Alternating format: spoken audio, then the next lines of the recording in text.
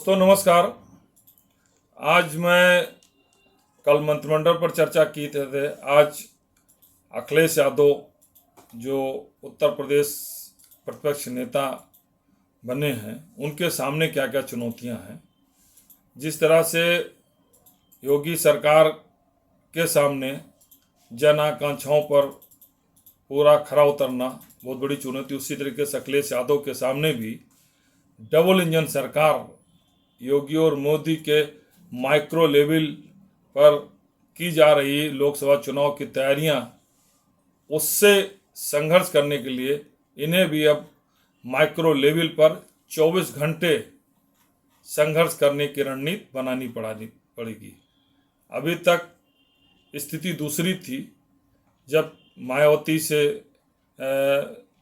सीधी लड़ाई होती थी तो मायावती भी उसी समय चुनाव के समय तेजी पकड़ती थी तो हो जाता था।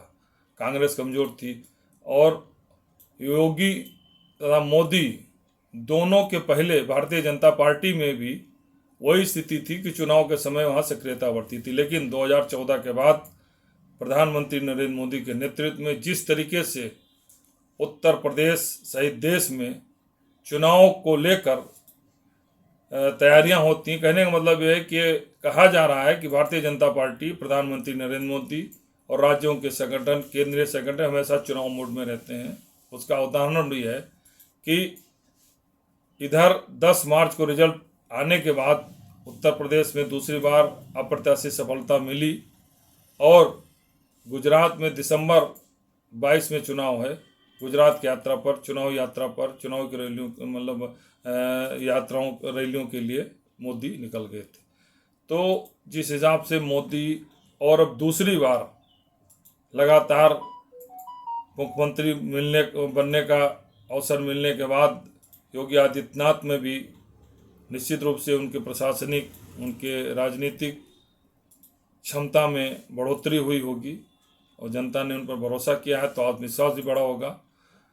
ऐसे में जब डबल इंजन की सरकार है, 14 से लगातार उत्तर प्रदेश में उन्हें 14 लोकसभा जीते, 19 जीते, 17 विधानसभा जीते और 22 विधानसभा, 2 विधानसभा चुनाव भी जीत चुके हैं। और लगातार जीत के साथ ही साथ सीटें जरूर कम होती हैं लेकिन वोट परसेंट उनके लगातार बढ़ते जा रहे हैं। ऐसी स्थिति में अखिलेश यादव का प्रतिपक्ष नेता बनना, नेतृत्व संभालना, यह एक अच्छा निर्णय कहा जा सकता है। क्योंकि अगर अखिलेश यादव किसी दूसरे को नेता प्रतिपक्ष बनाते तो शायद वो संघर्ष, वो चुनौती योगी सरकार को नहीं दे पाते जो अखिलेश के नेतृत्व में, अखिलेश की उपस्थिति में होगी।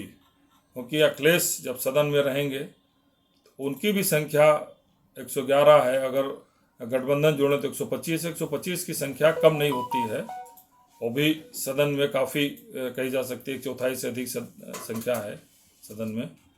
दूसरा यह है कि संगठन के रूप में, या आप कहिए कि सदन के साथ साथ जनता के बीच में भी भारतीय जनता पार्टी से अखिलेश बहुत कमज़ोर नहीं हैं। क्योंकि 2022 विधानसभा चुनाव में अगर भारतीय जनता पार्टी को 3 करोड़ 80 लाख मिले हैं तो अखिलेश यादव को भी 2 करोड़ 95 लाख वोट मिले हैं। मतलब केवल 80 लाख का ही अंतर है। सीटों की संख्या में जरूर अंतर है ज़्यादा, लेकिन समर्थकों की संख्या में, मतदाताओं की संख्या में वो डबल इंजन की सरकार की तुलना में केवल 80-85 लाख ही कम है। ऐसे में अखिलेश यादव अगर सदन से लेकर सड़क तक और सड़क से लेकर सदन तक अपनी टीम बना करके, और टीम उनको दूसरे से नहीं, टीम का कैसे बनाई जाए, इसको उनको अपने पिता मुलायम सिंह से सीखना चाहिए। मुलायम सिंह की टीम में हर वर्ग, हर जात, हर क्षेत्र के और कद्दावर नेता थे जिनकी अपनी पहचान थी, अपनी पकड़ थी, जिनका एक अपन अनुभव था। चाहे जनेश्वर मिश्रा रहे हों, चाहे बेनी प्रसाद वर्मा रहे हों, गुजर रहे हों जो लगातार अध्यक्ष रामशरण दास गुजर अध्यक्ष बना, प्रदेश अध्यक्ष लगातार बने रहे, या आपका जो है मोहन सिंह रहे हों, आजम खां रहे हों, गुलाम यादव, एक लंबी श्रृंखला निषाद रहे हों, तो एक लंबी टीम थी, हर वर्ग हर जात की टीम थी, इसलिए और उनकी सुनते भी थे। मुलायम सिंह की एक और क्वालिटी थी कि वो सुनते ज़्यादा थे, बोलते कम थे। अखिलेश को कम से कम इस सारी चीज़ें संघर्ष के लिए अपने पिताजी मुलायम सिंह से सीखना चाहिए, किसी और को सीखने की जरूरत नहीं है। और मुलायम सिंह हमेशा संगठन की सक्रियता बनाए रखने के लिए कार्यक्रम देते रहते थे।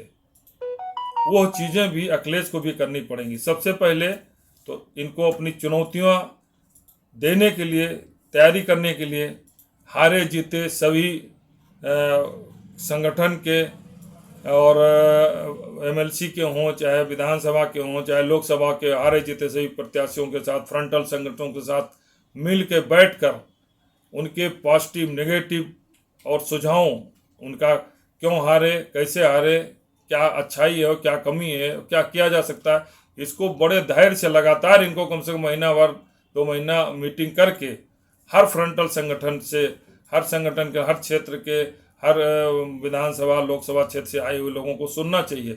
और सुन पर उनके सुझाव देखिए, जो फील्ड से आता है, क्षेत्र से आता है, छोटा कार्यकर्ता हो, वो बड़ी बड़ी समस्याओं का समाधान बताता है। बड़ी बड़ी समस्याएं जो बड़े नेताओं को मुख्यालय पर नहीं पता होती है, उन्हें बताता है। और वो छोटी छोटी समस्याएं कितना कारगर होती हैं, यह मोदी जानते हैं और मुलायम सिंह यादव भी जानते थे। इसलिए मुलायम सिंह हमेशा पार्टी कार्यालय बैठकर जो भी क्षेत्र से जहाँ से भी आया है उसको मिलने के लिए समय नहीं होना था, मिलते रहते। अखिलेश यादव को भी यह कार्यप्रणाली अपनानी पड़ेगी, अपनी नई टीम बनानी पड़ेगी।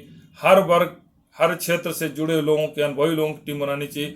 एमएलसी या जो चुनाव लड़े नहीं हैं, कांग्रेस के पैटर्न पर दिल्ली में जैसे उसने अपना टेबल पॉलिटिक्स करने वालों को राज्यसभा सदस्य पूरी टीम बना ली थी, जिसका हक से हो रहा है, ऐसी टीम नहीं। जो चुनाव जीत कर आए हैं, जो चुनाव के बीच, जो जनता के बीच में रहते हैं, जन समस्याओं को जानते हैं, उसकी टीम बनानी चाहिए। और एक महत्वपूर्ण और कार्य अखिलेश को करना पड़ेगा, तब माइक्रो लेवल पे तैयारी करके योगी जैसे सरकार से चुनाव संघर्ष कर सकते हैं। वो ये है कि अब अखिलेश यादव को भी माइक्रो लेवल पर तैयारी करनी पड़ेगी। इसके लिए उन्हें भी योगी सरकार की तर्ज पर ही एक शैडो मंत्रिमंडल बनाना पड़ेगा, जो इनके विभिन्न मंत्रालयों का कमान संभाल चुके हैं। इनके सरकार में जो मंत्री थे उन्हें संबंधित विभागों की जिम्मेदारी सौंपें और कहें कि भाई योगी सरकार की योजनाएं चल रही हैं, जिन जिन विभागों का वो मंत्री रहे हैं उसकी पॉजिटिव नेगेटिव उसको जनता के बीच में पता करें कि चल रही कि नहीं चल रही हैं, क्योंकि वो मंत्री रहे हैं सपा सरकार में, तो उनको अनुभव होगा। तो जैसे होता था शैडो मंत्रिमंडल की तरह कार्य करें, उनको नीचे से ऊपर तक जानकारी रखें, संघर्ष करें और लगातार मीटिंगें करें। जब तक सही सूचनाएं, सही फीडबैक नहीं मिलेगा तब तक संघर्ष नहीं कर पाएंगे। क्योंकि डबल सर्कल इंजन का संगठनात्मक रूप से, संसाधनों के रूप से और मेहनत करने की तुलना में अखिलेश अभी बहुत कमज़ोर हैं। योगी हों, मोदी हों, ये 24 घंटे मेहनत करने वाले हैं। तो अब सबसे पहले तो ये होगा कि अखिलेश को मेहनत करना सीखना होगा, लगातार जनसंपर्क करना होगा, जनता के बीच में रहना होगा और बड़े ही सलीके से सूक्ष्म तैयारी करके ग्राम पंचायत से लेकर आने वाले समय में भी स्थानीय निकाय का चुनाव हो रहा है, जिसमें लगता है कि तो सत्ता का चुनाव होता है, लगभग हो सकता है 9 सीटें निर्विरोध चुन चुके हैं और रिजल्ट आते आते कितनी जीत लें ये कहना बड़ा मुश्किल है, क्योंकि अखिलेश यादव भी 36 में 33 सीटें जीत चुके हैं। तो ये तो सत्ता का चुनाव होता है। इसलिए अखिलेश यादव को सामने भी अब उनके भविष्य को लेकर भी बहुत बड़ी चुनौतियां कि लोकसभा चुनाव केवल 2 साल ही बचे हैं, ज़्यादा समय नहीं है। जनवरी 2024 से तैयारी शुरू हो जाती है, तो ये मतलब 22 महीने समझिए, 2 साल भी नहीं बचे हैं। ऐसी स्थिति में अंतिम समय में अब प्रत्याशी घोषित करके चुनाव नहीं जीत पाएंगे, क्योंकि पहले अंतिम समय प्रत्याशी घोषित करते तो सामने कौन होती थी? मायावती। वो तो और लेट में करती थी, लेकिन अब सामने बीजेपी है जो आज से ही तैयारी शुरू कर दी है। तो इसके लिए अखिलेश यादव को उसी अनुसार तैयारी करनी पड़ेगी। अपने संगठन को भरोसे में लेकर जनता की समस्याओं को लेकर सदन से सड़क तक लड़ाई लड़नी होगी। तथा सबसे महत्वपूर्ण बात है कि आया राम गया राम पर भरोसा ना करके अपने लॉयल टीम पर भरोसा करना चाहिए। लॉयल टीम जो उनकी है उसको संघर्ष के लिए तैयार करना चाहिए। और फिर एक बार कहूँगा, संघर्ष की भाषा, संघर्ष का पैटर्न इन्हें अपने पिता मुलायम सिंह से ही सीखना चाहिए। इससे ज़्यादा और कुछ नहीं कहा जा सकता। तो इसलिए अखिलेश यादव के सामने भी उनके भविष्य को लेकर एक बहुत बड़ी चुनौती है, क्योंकि पाँच कोई भी रीजनल पार्टी सत्ता से बाहर ज़्यादा दिनों तक सरवाइव करना बड़ा मुश्किल हो जाता है, क्योंकि 5 साल सत्ता से बाहर हैं, फिर अगले साल 5 साल सत्ता से उत्तर प्रदेश में बाहर रहेंगे, तो ये बहुत कम समय नहीं होता 10 साल रीजनल पार्टी के लिए। नेशनल पार्टी तो सरवाइव करती है भाई, एक स्टेट में सरकार नहीं तो दूसरे में नहीं तो तीसरे में, संसाधन के हिसाब से, नेताओं के हिसाब से उनको वो सरवाइव कर जाती हैं। लेकिन रीजनल पार्टियों के लिए बहुत गंभीर चुनौती होती है जो अखिलेश यादव के सामने, क्योंकि अब इन्हें संसाधन की भी दिक्कत आएगी, क्योंकि डबल इंजन सरकार के पास अपार संसाधन है, समर्थन है, संगठन है और उनके पास प्रशासन है। इससे लड़ने के लिए अखिलेश यादव को भी अब नए सिरे से, नए तरीके से और 24 घंटे मोदी और योगी की तरह ईमानदारी से, कमिटमेंट के साथ राजनीति करनी होगी।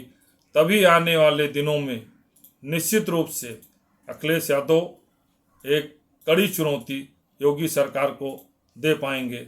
धन्यवाद।